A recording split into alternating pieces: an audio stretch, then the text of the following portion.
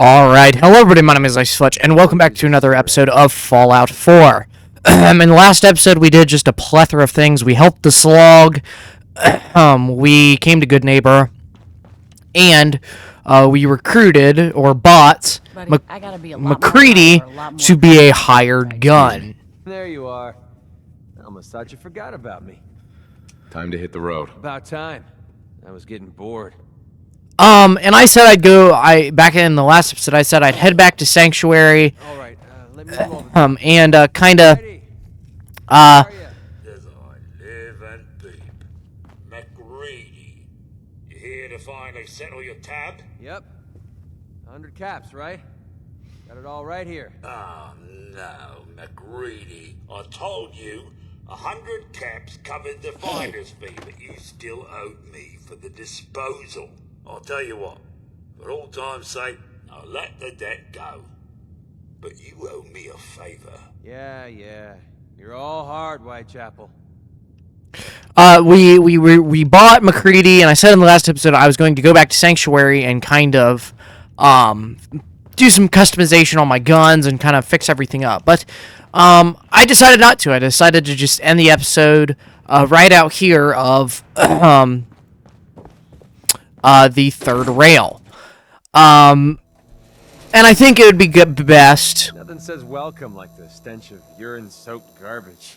of just exploring the rest of Good Neighbor. I think it'd be good, and then we can go get Preston back and work on his affinity just a bit more. We also got the Neon Winter, where we have to explore the Boston Public Library, and I think that would be something good to do. And we also picked up from Kill or Be Killed the workplace safety quest. But I think it's a good time to... What's going on? Can't believe it. He looked just like Sammy, too. Sure as hell didn't act like him. Institute thinks they can replace people with synths in this town? They got another thing coming.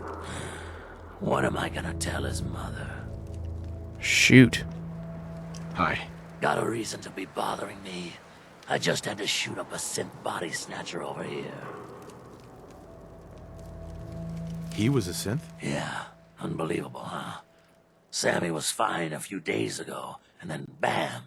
He's acting funny, gives up cigarettes, the booze, stops cheating on his wife. I mean, the man wasn't a saint, but he was who he was, you know. The Institute ain't got no right to replace him with a synth double. Look, we gotta clean up here. You keep close to you and yours, all right? Excuse me. Hey, just your friendly neighborhood watch. Shooting down Institute spies as they crop up. What happened here? Poor Sammy got snatched up by the Institute. Then those bastards send this low-rent double in his place. It's pathetic. They didn't make it 2 days before everyone realized something was wrong with him. Then we made the call, and here we are. Speaking of which, I gotta figure out where this body needs to get dumped. Why don't you get going? Poor Sammy. Can't believe he got taken. Alright, let's head into... Your buddy McCready's got a rep here in Good Neighbor. Bad attitude. Good aim. Let's head into the memory den and see what we need to do for the Silver Shroud quest. So we come in here. Got the memory pod loaded up? Oh, you're not Irma. Hey there. Good Neighbor's crazy. Thefts, murders, worse. Sometimes you just gotta escape a little to make it through the day. I hear you. It's a mess out there. It's rough in the best of days. But now, you ever listen to the Silver Shroud? That's what we need. No matter how bleak things got, he saved the day. My family and I used to listen to every new episode. You mean when they first aired? How?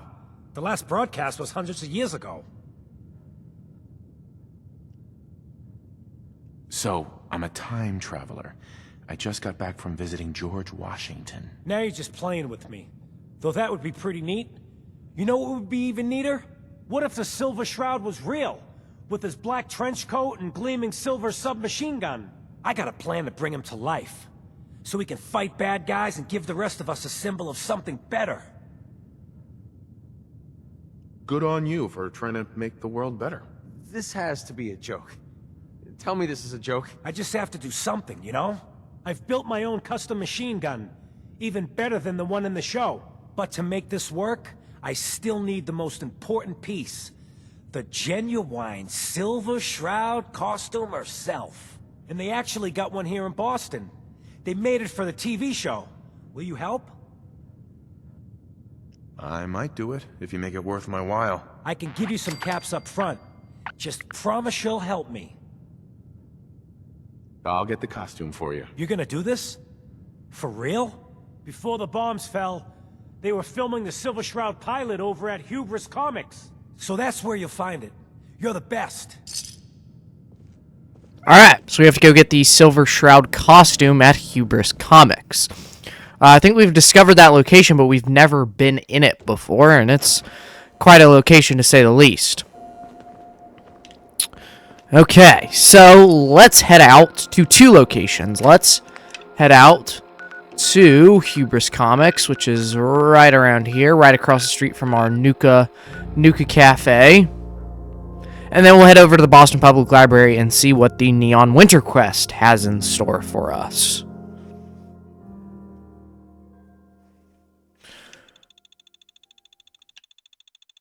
I'm going to try and get both of these quests done today, but I'm not sure if we can. Alright.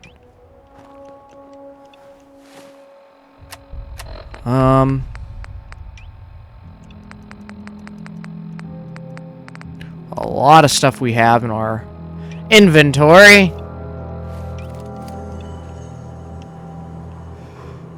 Captain Cosmos Redemption Machine. I assume this is from a Creation Club item that we will eventually get to. Scavenger's Lead. I guess let's read this. All the way down around here. Scavenger's Lead. Check out Hubris Comics up Newbury Street. Store on the ground floor. Ought to be easy pickings. VB. Okay. Let's head in and try and be sneaky with this.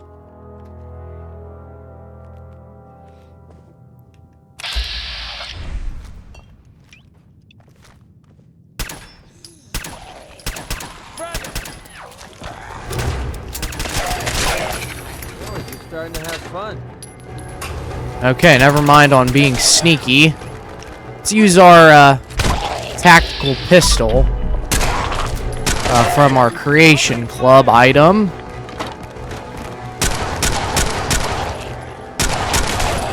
Come in and pack a punch.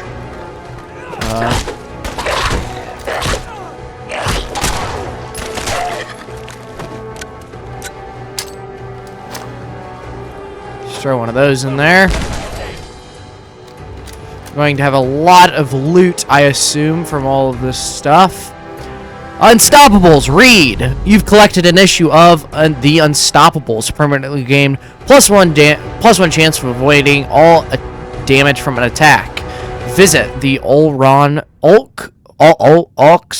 Galaxy. To collect comics like that when I was a kid. Storeroom key.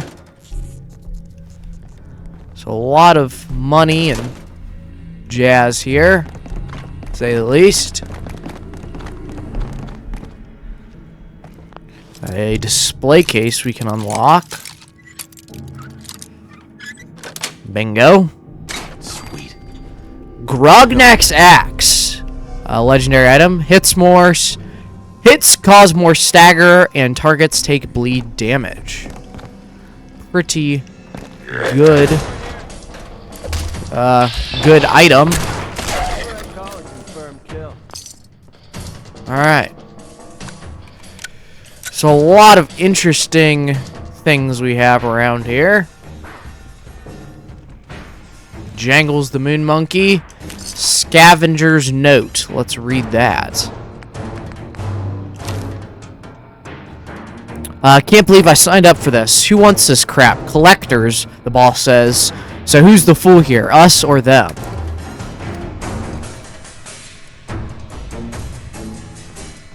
I thought that was a tripwire. Okay. Looks like we have stairs upstairs. The Hubris storeroom key. Manager's note. And it looks like we have a lot of stuff. So we just come up here. Manager's note. Phil, got a new shipment of shirts in last night. Make sure they're on the shelves first thing this morning. They were our best sellers last month. Thanks, Tim. We also got a lot of stuff up here. This is a creation for, I assume, the graphic t-shirt pack.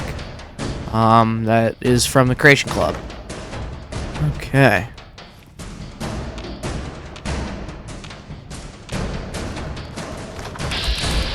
Yep. Gosh, this thing packs an absolute punch.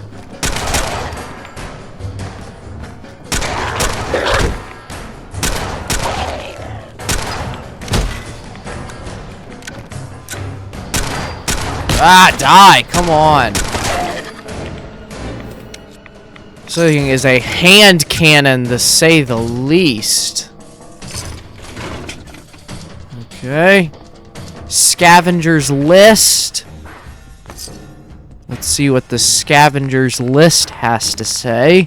Seems like a lot. This is a high value location. Stuff's worth coming back for. Axe. Boss said it was too heavy to bother with, but someone will buy it. Common books. Have to be one or two that are still legible. Always good for a few caps. Storeroom. Just need someone who can pick that lock.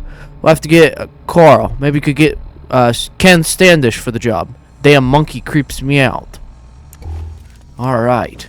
So there's some comics in here that we can have. I'm not sure what kind of comics.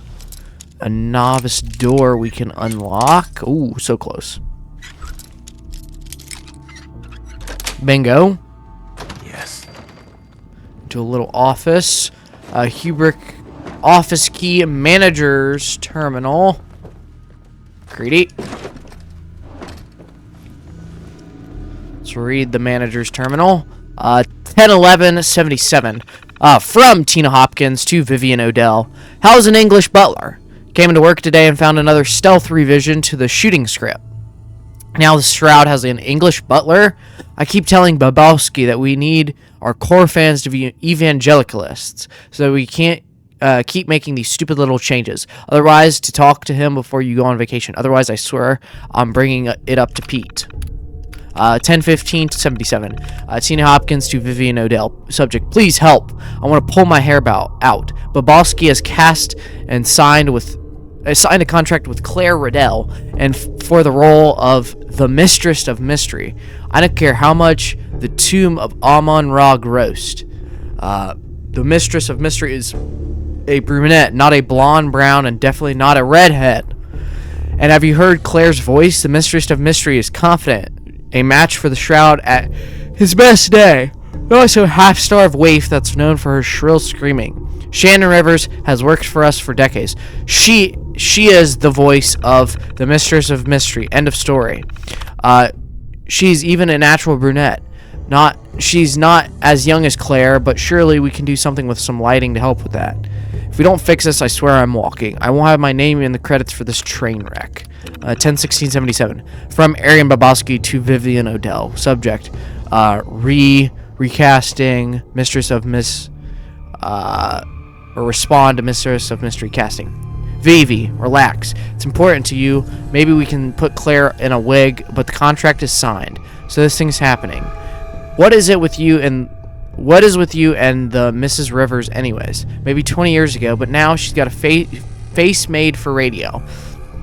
Am I right?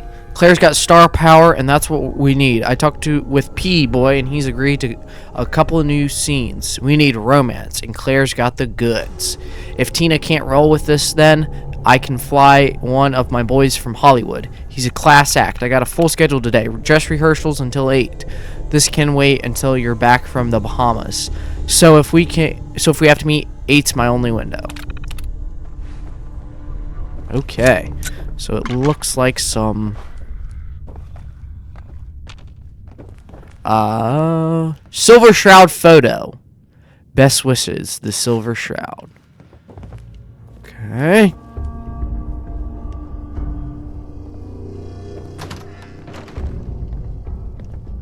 So that looks like that goes upstairs as well. That's fine. I didn't need my eyesight anyway. Okay.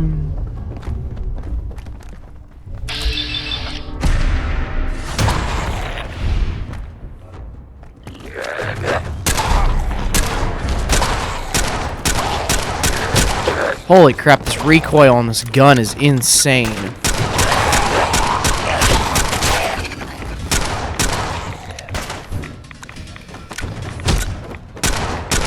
Ah, die. I don't necessarily think this is the best weapon to use in this situation, but so let's switch over to the Deliverer, maybe a little bit or Trump, so we can just pack a punch with all this stuff. Alright. Looks like we got a Quantum in here, hot plate. Okay. Let's head up the stairs.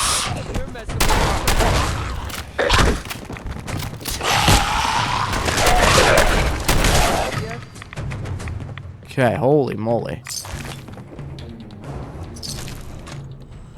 Okay.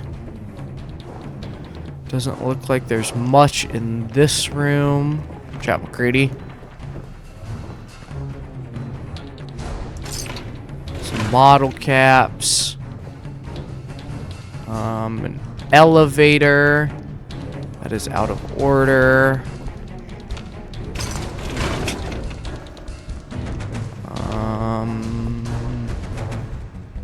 Nothing in here. Some cigarettes. Writer's Terminal. 101177 from Video Till. Okay. 15. Please help. From Vidya and Odell to Tina Hopkins. RE, please help Shannon. Shannon and his family. I promise you I will fight for this to be resolved before Sunday. I'm canceling my honeymoon again over this. Make sure Babowski doesn't sneak out before I can grab him. Oh wait, this is new. I'll talk with Mr. Babowski, but I wouldn't get my hopes up. Pete brought him in because of that television. He gets television. We have to accept that there's going to be changes to get to the small screen. I agree, our fans are important, but Silver Shroud's numbers are outside of the Boston are, well, not ideal. A lot is riding on the success of the pilot. If Mr. Babowski thinks an English butter could help him help the show, please hear him out. I love the work you and Vince have done with the Shroud. We wouldn't be shooting this show without you. I know it's tough, but hang in there. It's in 20. From Aaron Babowski and to Tina Hopkins, need lines. Tina, baby, we need those lines yesterday. I don't know how you do things in radio, but we got catering, Foley's best men, and actors sitting around on their tushes because of your most recent delay. We're not writing Shakespeare here. It's TV, right? I know you don't like the new monkey, but Focus loves him. He's testing better than Claire in that silly wig. Speaking of which, Claire's agent is not really loving the wig. Really not loving it. Claire's flying in Monday, and by then I think it's best if we nix the wig. Am I right, or what?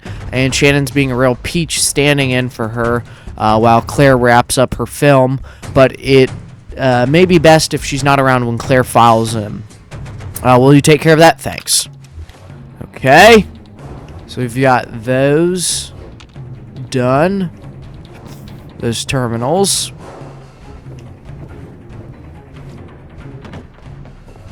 we come through? Yeah, we came through this room. Ooh, about fell in there.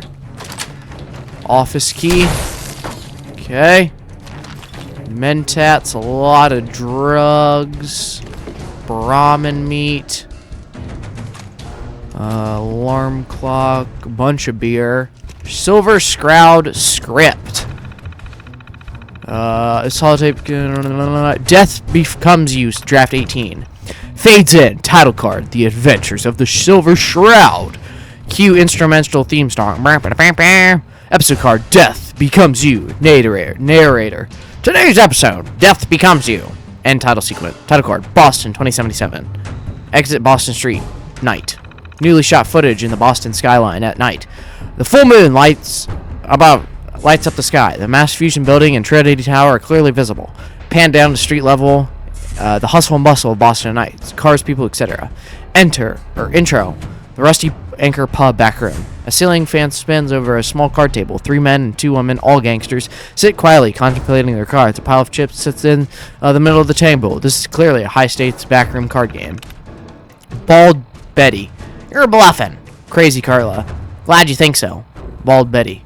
Okay, fine, I'm all in. Bald Betty pushes all of his chips into the middle of the table, making a pile even larger. Silver Shroud. Actually, you all fold. Everyone looks at the table, looks around in a panic. Everybody knows where this voice came from, but they recognize the voice as being from the Silver Shroud. No, it can't be. Silver Shroud. Oh, but it can. The lights go out. Suddenly, the room is illuminated by only a fire from the barrel of a machine gun. Now it's Silver Shroud. He appeared as if no one was there. Sprayed the room with bullets. In the flashes, different gangsters can be seen falling over, almost as if it's stop motion. Oh shit. Okay, hold on. If it's stop motion, the lights come back on, and all of the gangsters lie dead. The Silver Shroud stands next to the table, machine gun smoking. He looks directly at the camera and speaks. Silver Shroud, Feeney 5, death has come for you, and I am itself Shroud, or its Shroud. Okay, producer's terminal. This is Babowski's 1014 from Richard Evans to Aaron Babowski. Claire can't wait. I tried stalling her, but things are spiraling over here. Her agent was having dinner with Maxwell over the Derby. Not good. Claire's still on board. She loves the script. She's especially loves that outfit. You've got the shots of that, right? Yowzas. I need to take care of what's going on there. We may need to sign her before we lose her to the Wisemans or something else. We looked into that Hopkins contract. It's ironclad. The only way she's out is if she walks. Her partner signed over her rights to Hubris, but she still has hers. Even if she thinks of going to a lawyer, you gotta work your magic, Bobo. Even if we needed her approval. 1015, Vivian Odell, a mistress of mystery. It's come to my attention that you've hired Claire Odell for this role. For the show, this is unacceptable. The mistress of mysteries has an iconic look. She must be a brunette mistress of mystery. She's a strong female protagonist, not some damsel in distress. Shannon Rivers has voiced the mistress of mystery for years and is beloved in the Shroud. Beloved in the Shroud and every other radio drama she's been a part of. I know we've had our differences, but this affects more than the Silver Shroud. The Mistress of Mystery and the Unstoppables are big bands. With something about going on vacation. Peter Shiver. Vivi's got a hold of me before she left. She's got photos in Claire, and she's dynamite. Love the alterations with the costume, and it still feels like the comic, but more believable. So I'll bring back you there. I'm with Vivi. LM's a brunette, period, and her voice needs to be strong. Claire's voice isn't. Can we have Shannon dub over Claire's in the post? That's the word, right? That would be the best of both worlds. 1020. Tina Hopkins to Eric. I quit. Effectively, immediately, I quit. You can explain to Petey how you lost the lead writer for the Silver Shroud. And after everything Shannon has put up with, if you want to fire her, do it yourself. Man, it calls me way hungry for years. Looks like you've lost something or another. Oh, damn, dust is going right up my nose. I know. I hate reading terminals. I hate reading terminals. So let's head upstairs and see what's going on up here. Glowing one, nice.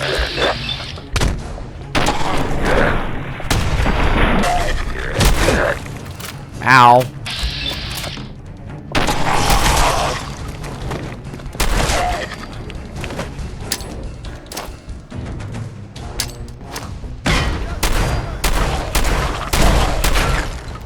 Oh, buddy. Oh, that's just very unfortunate. That is just very unfortunate. Okay. I'll take that new toy car. Studio control terminal.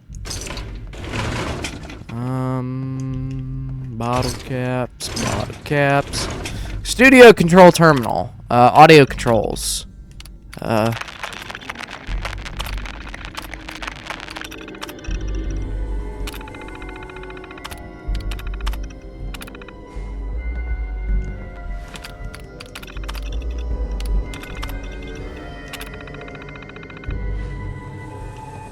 Well, that's kind of cool.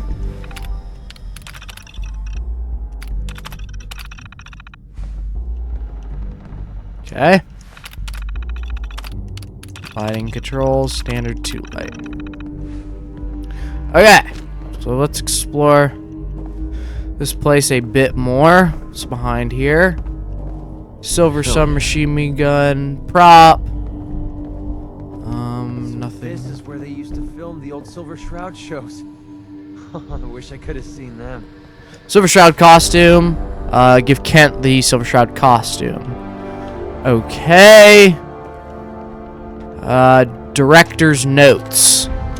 Method of Madness. Read the director's holotape. 10/24/77. Dave's been spending a lot of time over the Shenleys lately. We can smell the alcohol on him, but he's adamant. He's doing research. He calls the place his personal castle. Said the metal statues remind him of the golems in the script. At first, I was okay with it. I mean, the battle mage he's been playing does the live in a castle, and it does have golems guarding the entrance. If that's what it takes to get a good performance out of him, so be it. Still, the other day I had Bob follow him, and it turns out he spends half the time at the bar and the other half in the bathroom. But knowing Dave, he's going to tell me that it's his goddamn throne. 10/16. Dave's been obsessed with this role. He comes to the set in his full armor and demands his address him by his character name. I tried having his agent call him, only to find out he's cut off the electricity in his home. I'm not sure what that he had for lunch, but Bob swears it was still moving. Next casting call, I'm going to tell Jenny no more method actors. 10/19. Can someone please hide the new sword in the helmet before the next shoot? I've told Dave time and time again that we'll live with his bullshit, so as long as he doesn't endanger the crew.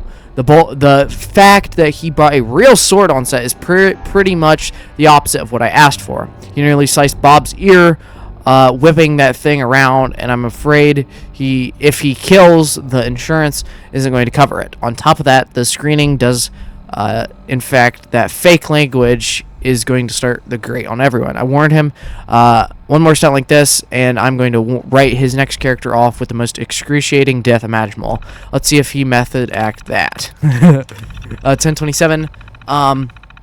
When Dave found out the script changed, he just about lost it. He kept saying that this nonsense about his new levitation spell went out to the roof to prove if he could fly.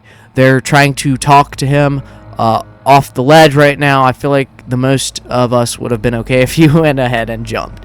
The problem is that he's wearing a valuable set of property, so we can't let that get damaged. I told Bob to go after him and secure the props before telling Dave he's fired. 10/23. Somehow Dave made it to the other ledge. He jumped across onto one of his so-called golems and climbed up. They said Bob went after him but didn't make it across. So we're missing 2 actors and a whole bunch of props. I don't know how I'm going to explain this to the suits. No one knows where Dave went, but I'd be imaginarily bet he's still holed up in his imaginary castle. So that's a Start collecting antiques. I assume that's a thing. So we've got a lot of stuff here. Crumpled fedora, pompadour wig, buff out, black rimmed glasses, 45 round. The Grognak costume, increased wear strength and melee damage. Serrated machete. And an end of dungeon steamer trunk. With a lot of goodies. McCready. Hey, Time to split up the loot? Yes, because I am drastically over encumbered. You can have all of this nonsense. That. And some other stuff. Let's go into the bathroom. Astoundingly Awesome Tales. You've collected an issue of Astoundingly Awesome Tales. Do +5 damage with the Alien Blaster. Okay. So before we head out to the roof, I'm going to check and see if there's anything I missed. So I will either meet you out on the roof or if I missed anything. Alright, I did not miss anything, so we're headed up to the roof to see what Dave or whoever or whatever was up here. Vault Tech Lunchbox. Extras notes. Dave really did it. He really levitated. He truly is a battle mage. I feel like such an idiot for calling him crazy. If I only listened to him, maybe he'd make me my own magic sword and helmet, and bestowed upon me the power of flight. In any case, I've made up my mind. I'm already packed my things and moved out of the house. I'm going to quit this job and pledge myself to his service. Actually, I should probably take that. Okay. What else is up here? Gwinnett Lager bottle.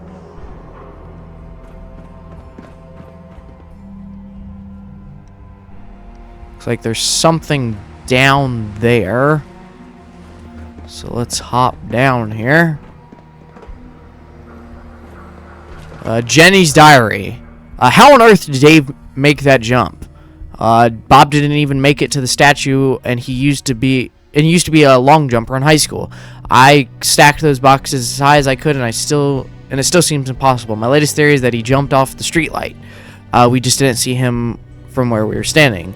But some of the staff is starting to wonder if he really is a battle mage. That's obviously bullcrap. I refuse to believe that. Believe it on general principle. Besides, Dave really did know how to levitate. He wouldn't have needed that ladder to climb to the other ledge. I'm not sure where. Not sure what he was doing over there, but he shouted some nonsense about conjuring a key.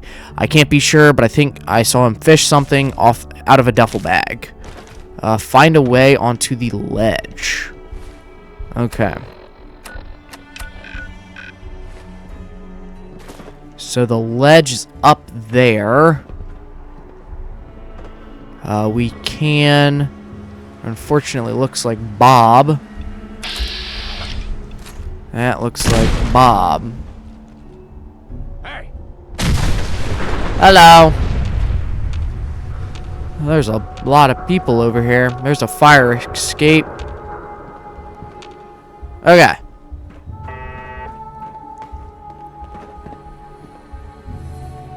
Not my greatest thing, but we're gonna bang parkour up in here. Okay.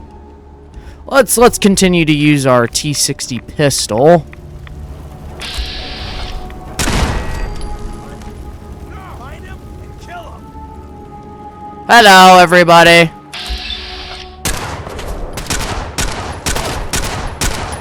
Holy crap, this thing's got a lot of recoil. Ow. Okay, guys, time out.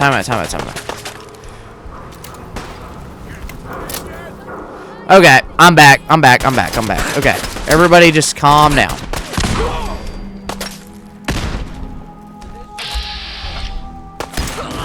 Okay. Oh, that was really laggy. I'm gonna quick save just in case. Hello. Owie.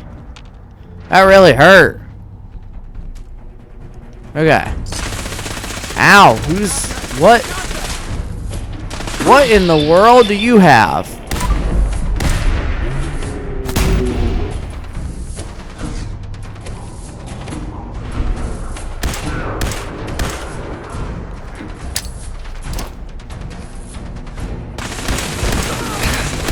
Ow, that thing kind of hurts.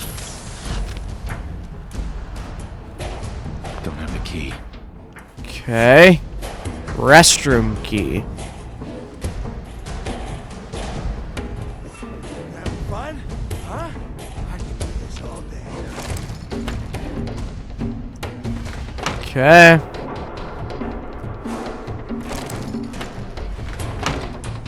This is like a little, like, poor man's hangman's alley. Okay.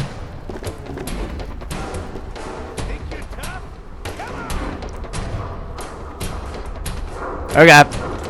Here I come, don't worry.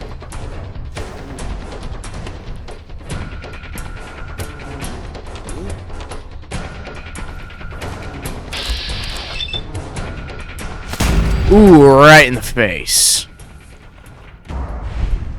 Sorry about that, bud. Did not mean to do that. Whoops. Okay. So we can climb up the stairs over there. Let's head up. To here. A lot of bones. Let's head up here to the back bay. Okay. McCready, we're back up here. I'm so sorry, bud. I just absolutely annihilated you when you were sleeping. I did not mean to do that. Bolt action. Oyster Blair. Huh. Quite interesting. Okay. End of dungeon steamer chest. Ah. This is a new weapon from the Creation Club, which I'll not be using, but okay. Let's do a little bit of parkour and come up here. Throne room key. Notes on throne room. Let's read throne room. Throne room. What was it say? No, it was note on throne room. So we need to go to N. Note on throne room. I hast hidden the spare key to my throne room atop the castle ramparts where nary soul can findeth, not even the valorous Sir Shanley. It is vital that I am not disturbed when I'm alone in my chambers. Emptying my body and my mind allows me to focus and replenish my magic reserves. But if I meditate faileth, I keep several potions from the Archmage Gwyneth nearby. It is unfortunate that so many peasants seek to enter my pirate sanctuary, but as I told the others, if nature beckons, there are plenty of castles across the road where thou can relieve thyself. Still, these rogues manage to break through the chamber seal. They will swift end by the edge of my sword, Hubris Bane. Okay. So I assume the throne room is the toilet. The throne of the house. I guess the porcelain throne, as many say. So let's hop down here. Come back through here.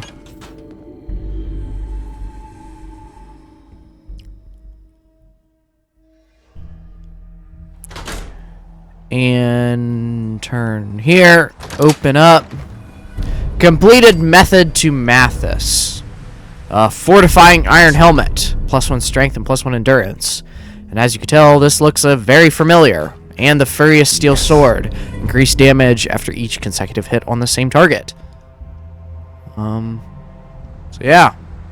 It's like this guy was drunk and really into the Elder Scrolls.